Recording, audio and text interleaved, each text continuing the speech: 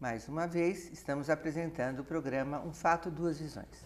Um programa feito em parceria com a Faculdade de Ciências Humanas e da Saúde e a Faculdade de Educação. Apresentado por mim, professora Márcia Almeida Batista, e a professora Neide Noves. Ok. Hoje, nosso convidado é a professora Nadir Haghiara Cervellini. Ela é fonoaudióloga, professora da faculdade e tem um trabalho bastante interessante relacionado com a música. Tudo bem? Tudo bom, é um prazer estar aqui com vocês hoje, podendo compartilhar as minhas experiências. Para nós é ótimo. A nossa primeira pergunta para a professora hoje é um pouco contar, que ela nos conte como entrou a música na vida dela, na vida profissional dela, né? É uma longa história, porque para falar em vida profissional eu tenho que primeiro falar das minhas experiências de vida.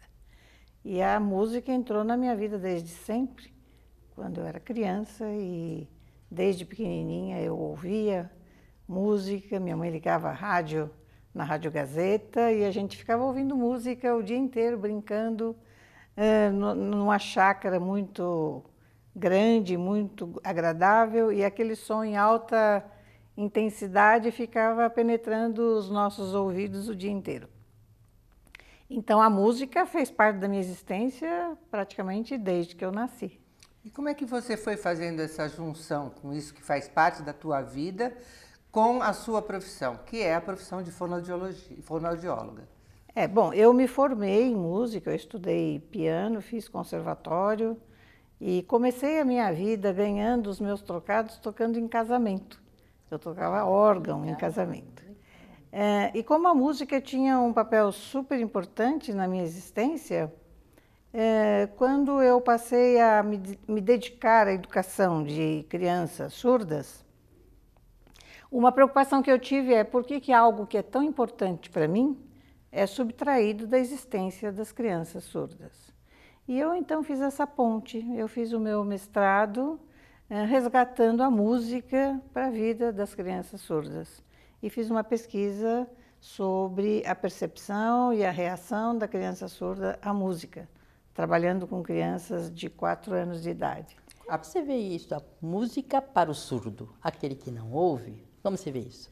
A música para o surdo ela é tão importante e tão benéfica como para qualquer ser, seja ele ouvinte ou seja surdo, porque ele pode se apropriar da música, seja utilizando aparelhos de amplificação sonora, e, portanto, a música de alguma forma vai ser percebida, vai ser captada por ele, seja pela percepção corporal. Se ele não usa um aparelho auditivo, ele pode estar percebendo a música é vibração, o som é vibração, e ele pode estar sentindo as vibrações pelos pés, pelas mãos, pelo corpo como um todo. Você entende que talvez as pessoas, mesmo que não ouçam, devem ter contato com a música? Absolutamente. A música, ela é preciosa. Essa é uma informação preciosa para todo mundo, né, Marta? Você não acha preciosa essa informação? Porque às vezes as pessoas acham que uma pessoa não ouve, deve ser tirada esta oportunidade, né? Exatamente. E na minha experiência, muitas vezes entrevistando mães, vinha essa informação. Quando meu filho era bebezinho, eu punha o rádio ligado para ele dormir, punha música para ele dormir. E o dia que eu percebi que ele era surdo, eu desliguei o rádio e tirei o som. E muitas vezes as próprias mães tiravam a música da sua existência por se sentirem culpadas de estarem se beneficiando de algo que seu filho não tirava proveito. O que você vê de semelhante, de aproveitamento da música na vida das crianças e do adolescente, independente de ser surdo, de ouvir, o que tem de semelhante nessa utilização da música para o surdo e para a criança e o adolescente ouvinte? Veja, a música, na sua essência, né, ela é melodia, ela é ritmo, ela é harmonia, e tudo isso contribui para o desenvolvimento da criança. Se você pensar, a criança pequenininha, antes de falar, ela canta. O bebê, existem experiências que mostram que o bebê produz linhas melódicas antes de qualquer manifestação verbal, né? Então, a música, no princípio, ela vem antes que a própria linguagem. Então, como é que isso é importante na vida da criança, do adolescente, do jovem, do adulto? Se a música é importante em todas as instâncias da vida, como que nós vamos subtrair essa experiência da vida dessas crianças? A criança pequenininha, ela começa a cantar, ela dança, ela reproduz o ritmo, e se ela não reproduz, ela própria produz ritmos, batendo a mãozinha na mesa, percutindo, dançando. Quando ela ouve uma música, ela já começa a fazer manifestações corporais, porque a música estimula o movimento, né? Então, música e dança, elas estão profundamente associadas. Então, quando você propicia a experiência musical para a criança, ela imediatamente começa a dançar. Ela começa a fazer movimentos. Então, a gente vê muitas vezes crianças pequenininhas fazendo uma série de movimentos que elas viram com músicas que estão aí na mídia, né? E elas se deleitam com aquelas expressões. O jovem precisa colocar a sua energia, ele precisa colocar a sua manifestação, a sua sensibilidade, a sua riqueza interior através da música. Seja tocando, seja cantando, seja dançando, ou simplesmente ouvindo a música. Na minha área, sempre perguntam, né? Eu queria ver sua opinião sobre isso. Tem música clássica, tem a música que eles falam, as músicas funk, então são apropriadas, as crianças dançando essas músicas. Como você vê essa diversidade de músicas dentro da escola para as crianças pequenas ou adolescentes? Como você vê essa diversidade? Na minha opinião, a criança na escola, ela deveria ser exposta a todo tipo de música, né? A todo tipo de cultura. Eu, nas minhas pesquisas, trabalhei com músicas de todas as culturas, do Oriente ao Ocidente, do primitivo ao contemporâneo, e eles manifestaram reações, percepção desses gêneros musicais e dessas culturas diferentes, cada um a seu modo. Então, um gostava mais, por exemplo, de uma música calma, relaxante, com flauta. O outro preferia um samba, uma música mais contundente, ritmicamente. Então, cada um manifesta o seu próprio interesse e as suas próprias escolhas, né? Mas o que é importante é que você propicie a experiência para a criança, que ela possa ouvir a música clássica, que ela possa ouvir a música popular, que ela possa entrar em contato com músicas de outros povos, né? Uma vez, fazendo uma pesquisa com adolescentes surdos, eu coloquei uma música de uma tribo indígena e eles todos lá de olhos fechados, sentindo a música, ficavam reproduzindo o ritmo com o pé, com a mão.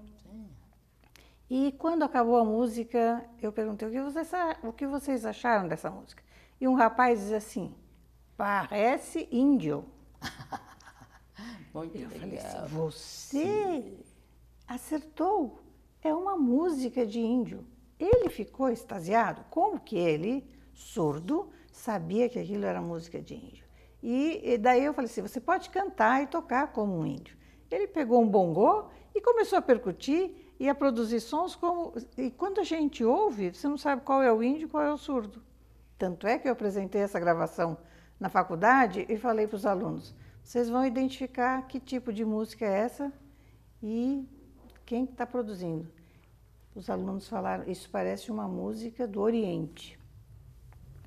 Eu falei: não é do Oriente, essa música é bem aqui do Brasil. É uma pessoa que está cantando ou são duas? Parece que é uma pessoa só. Eu falei: pois não é. Uma é uma música produzida por um pajé um índio de uma tribo aqui do Brasil. E a outra é produzida por um surdo. Qual é um, qual é o outro? Os alunos não souberam me dizer qual era o surdo, qual era o Você índio. está falando para nós, vê se é isso mesmo, que o surdo, ao ouvir a música, se comunica. Se comunica. E aí essa questão da comunicação do surdo, perto de pessoas, vamos chamar ouvintes e não ouvintes, você acha que essa interação, que hoje se a gente se fala de uma educação que inclui a todos, você acha interessante? Os surdos desde pequeno, no convívio, qual é isto? Como você vê isto? Se você pensa que ele pode se expressar ao ouvir uma música, seja dançando, seja tocando um instrumento, seja cantando, isso propicia a ele uma aproximação com o ouvinte, uma convivência com o ouvinte que é extremamente benéfica. Vocês sabem que tem uma compositora, ela é uma das maiores percussionistas do mundo, ela é escocesa e ela é surda. E ela é surda profunda. Ela não usa aparelho porque ela diz que ela não se beneficia do aparelho, o aparelho a incomoda. Ela chama-se Evelyn Glynn. A Evelyn, ela entra em cena, em palco, descalça. Ela, inclusive, já esteve aqui no Brasil tocando com a USESP, na Sala São Paulo. Ela tem composições fantásticas. E ela tocando com a orquestra é uma coisa, assim, emocionante. Eu já vi muitas apresentações de dança, de surdos. Assim a gente fica extasiada, porque realmente eles têm um processo de comunicação muito grande. A gente costuma dizer, né, Márcia? Não sei se é, né? A gente fala o seguinte, ele apenas não ouve. Mas ele é inteligente, ele enxerga bem, se comunica. A gente tende um pouco a confundir, né? Não ouvir com não ter inteligência. Exatamente. Voltando um pouco para a gente, é extremamente interessante falar do surdo, né? No surdo com música, porque é completamente, para mim, inovador. Por outro lado, como é que você vê o ensino da música na escola hoje? Eu considero que a música deveria ocupar um lugar extremamente relevante na educação. Mas não é isso que acontece e que nunca aconteceu na história desse país. Eu acho que a música sempre foi colocada assim como uma área de segundo nível. Ela nunca realmente ocupou um espaço que lhe é de direito. E se a gente pensar que a música pode ser um grande instrumento colaborador para o desenvolvimento da sensibilidade, da criatividade, da espontaneidade, de habilidades mentais, é uma pena que não se use e não se aproveite desses recursos que, acima de tudo, trazem tanto prazer, tanta alegria e poderiam tornar a educação muito mais alegre, agradável e trazer muito mais satisfação ao estudante. Eu vejo que a música, por exemplo, ela está bastante presente na educação infantil.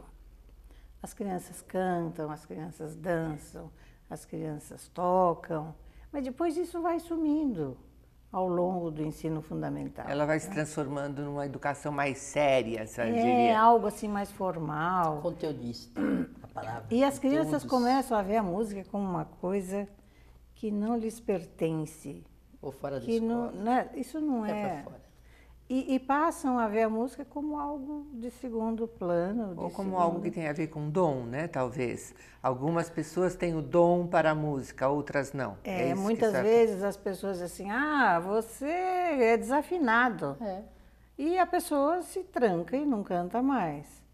E daí? Quem diz que ela tem que ser afinada ou desafinada? O que importa é que ela possa cantar, porque isso lhe dá prazer e eu tenho que respeitar, né? Como ela canta. E se é afinada ou desafinada, não é isso o que importa. Mas se ela for estimulada, se ela for exposta, a música, ela vai expressando a sua musicalidade. Então eu vejo que na educação, e talvez a professora Neide tenha mais expertise para falar sobre como é que anda a educação nessa área, mas eu não vejo uma presença contundente e significativa para a educação. E quando você vê como é que o jovem, o adolescente se apropria da música na vida, né? Anda todo mundo com os seus foninhos de ouvido, que até às vezes a gente questiona porque eles usam intensidades que podem ser extremamente prejudiciais à audição. Sim. Mas estão lá, todos com seus fones de ouvido, ouvindo as mais diferentes músicas que lhes apetecem, né? Quando a gente pensa nos programas que têm sido desenvolvidos com adolescentes, por exemplo, na Venezuela, né, que tem um programa bastante interessante de educação para jovens e formação de orquestras fantásticas que têm se apresentado pelo mundo afora. Este projeto que foi desenvolvido na Venezuela veio para o Brasil, então existe uma parceria e existe algo semelhante na Bahia, em Salvador. Quando a gente vê a orquestra de Heliópolis, Nossa, maravilhosa, né? Maravilhosa, com um trabalho com música, com crianças de periferia, com crianças de baixa renda, e você vê como eles se apropriaram desse espaço e como eles produzem música. Então. Eu vejo na educação infantil, às vezes, né, realmente confundir música com canções, vamos dizer assim. Então eles ficam assim, o meu chapéu tem 3 bicos tem meu chapéu. Eu disse, mas isso não é musicalidade, é uma reprodução, né, Nadir? Acho que precisaria mesmo ter uma compreensão mais aprofundada do que significa a música. Não essas canções infantis, até porque a gente gosta muito, né? Os livros, os CDs das palavras cantadas. Mas acho que tem que ser revisto na escola mesmo, até porque música é obrigatória agora. É obrigatória. Então, eu acho que as canções infantis são um caminho, mas ele não pode ser o único. Exatamente. Né? Eu acho que assim, a criança poder viver experiências musicais e poder expressar a sua musicalidade, né? Criando a sua própria música, criando instrumentos musicais, produzindo seus sonhos. Isso realmente é extremamente precioso, inovador. Quando a gente está falando, nós falamos bastante de educação, mas a fonoaudióloga, ela trabalha tanto na educação quanto na clínica, né, professora? Eu sempre digo que fonoaudióloga não pode dizer que ela não educa. Ela educa, com certeza. Mas às vezes os fonoaudiólogos ficam bravos comigo. Não, o fonoaudiólogo não é educador. Eu falei, não, o fonoaudiólogo é educador. É uma educação, né? Aprender. É uma grande área de educação. Todos aqueles que se ocupam da transformação humana são educadores. Mas eu queria um pouco, nosso tempo daqui a pouco acaba, e eu gostaria que a senhora falasse do aspecto terapêutico da música, que eu sei que a senhora tem um consultório, trabalha no consultório com os seus clientes em fonoaudiologia. Então, qual é a função terapêutica da música? A música na fonoaudiologia, ela é essencial. Eu tenho uma sala só de música no meu consultório, onde a gente tem muitos instrumentos, teclado, tambores, bongô, os mais diferentes instrumentos, em que a criança pode expressar a sua musicalidade e se comunicar através da música. A música na fonoaudiologia, considero ela fundamental, porque através da música a criança se põe em relação com o outro, ela se comunica e ela vai descobrindo a possibilidade de se comunicar tocando, cantando, dançando, criando as suas próprias músicas e daí a se apropriar daquelas questões da fala, da linguagem, é um pulo, né? Então, quando a criança se põe a cantar, ela está trabalhando todos os sons da língua e ela vai desenvolvendo a sua sensibilidade auditiva, ela vai desenvolvendo a sua percepção e isso é um caminho essencial para a sua reabilitação. A gente tem dito hoje, Nadir, vê se tá, né? É que a música, ela entra até para a gente aprender a estudar. Porque no passado a gente tinha que ter silêncio absoluto para estudar. Hoje a gente estuda ouvindo música. E a música serve de fundo para que eu pense, que eu faça. Então a música, né? Acho que como você está colocando, o apoio a intervenção, a terapia. A própria Tem musicalidade, isso, né? Ela vai É. dando uma tonalidade para aquilo que você está lendo, que transforma a sua memória do que foi lido de uma outra maneira. Então, na verdade, ele é um grande apoio, deveria ser um grande apoio hoje para todo mundo que pensa, que quer pensar, que quer se desenvolver, né? E que quer se expressar. Porque eu ouço música, às vezes, e pinto, ouço música, dança, a criança. Então, ela é realmente pano de fundo para uma visão mais global. Sim, né? e pelo prazer que ela proporciona. Então, que é um legal, momento de né? prazer. Então, se eu estou atenção. estudando, estou lendo e tenho uma música extremamente gratificante como fundo, a minha produção, com certeza, vai ser melhor do que se eu tivesse a seco, né? Tendo Então, que na sua estudar opinião, as mães podem permitir que eles estudem ouvindo música? Claro. Com som. Eu acho que podem, né? Não devem nunca proibir, Tá, porque tem criança que vai realmente querer música enquanto estuda e tem aquele que não quer. Sim. Isso tem que ser respeitado, porque Assim- isso é muito individual. Assim como a música também pode ser uma função terapêutica importante para a criança tímida, né? E as pessoas pensam, a criança é tímida, então vai fazer teatro, vai fazer judô. Talvez a possibilidade do contato com diferentes músicas que ajudem a aprender a se expressar de formas diferentes também é um recurso terapêutico importante para a criança tímida, não é? Com certeza. Dentro da minha experiência com os pequenininhos, tinha um garotinho que quando ele ouvia a música, ele ficava dançando e girando com as mãozinhas grudadas ao corpo. O espaço corporal dele, o perímetro corporal dele era extremamente reduzido. Uma criança que não tinha espaço em casa, que ficava batendo a cabeça no sofá para dormir e que era rejeitado pelas irmãs. Ao final do trabalho, esse menino dançava com os braços abertos, girava pela sala. O espaço pericorporal dele se ampliou. Então você vê ele num vídeo sentado num bongô e percutindo vários outros instrumentos como se ele estivesse tocando uma bateria. Então, Nadir, eu vou insistir numa questão que é a voz da mãe também é uma melodia ou é alguma coisa que é estrondoso assim? Dá uma pista. A voz da mãe, ela é fundamental para o desenvolvimento do bebê, né? A mãe, quando ela está amamentando, ou quando ela põe o seu bebê para dormir, ela cantarola, ela produz alguma canção que realmente leve ao relaxamento, que leve ao descanso. Tanto é que as músicas infantis de acalanto, elas têm características peculiares similares no mundo inteiro. Trabalho sempre com intervalos menores, que levam ao relaxamento, que levam ao descanso. E a mãe, quando ela canta para o seu bebê, ela vai cantando com aquela voz suave, ela não vai berrar para um bebê dormir, que coitadinho vai se assustar, né? Então, Quase que você está nos dando o exemplo de como a mãe deveria fazer, né? Ouvindo você, a gente vai sentindo que você vai dando um parâmetro de qual é essa melodia, Exatamente. o tom, o ritmo, que Exato. faz uma facilidade de fazer com que a criança vá se desligando daquilo que ela está Exatamente. fazendo, E né? muitas vezes a mãe vai botar o bebê para dormir, o bebê está um pouco agitado, e ela pega o bebê e põe no seu peito e fica...